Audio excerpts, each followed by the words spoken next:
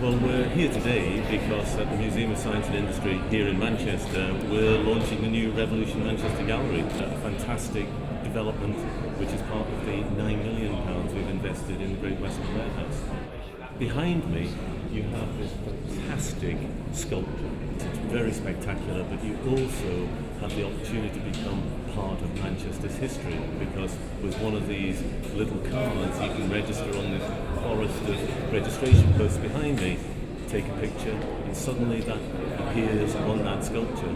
But it's not just about you, it's about the many innovators and scientists of Manchester who've really shaped the world.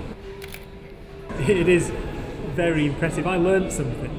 I thought I would know everything because I know that the computers here, maybe I know about the history of aerospace in this region, but I didn't know that the world's first fusion reactor was built here. So I think it's an impressive exhibit, because even if you're a scientist from Manchester, a working scientist now, I think you might find something that you don't know in there. You have everything from aviation through to computing, energy, Cottonopolis and precision engineering. We've actually ripped apart and put back together again 70% of the building, and that includes fantastic conference facilities that is on the top floor, exhibition space on the floor above us, which is the experiment gallery, and then new restaurants and cafe and shop.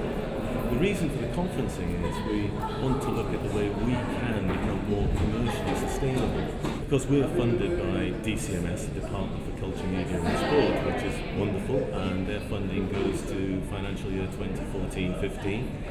But after that, there's a bit of an uncertain period, and we're talking with the government about how we address that issue. And we're also, as I've already mentioned, really redeveloping the way our commercial approach is going to deliver the funds that we need. And that includes working with big businesses in the Northwest and the country in its entirety. Museums like MOSI are vitally important. I was going to say my opinion, but I'm just going to say they are vitally important in inspiring kids, young people, to go into science and engineering.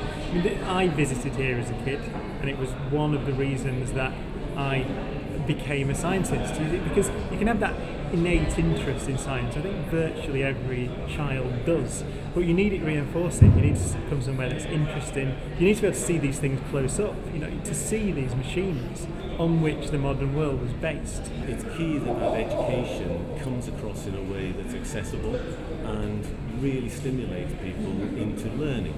It'd be idiotic if places like this didn't continue to be funded, but new places, like new galleries like Revolution, weren't funded in the future. Why would you cut away the foundation of Britain's industrial future?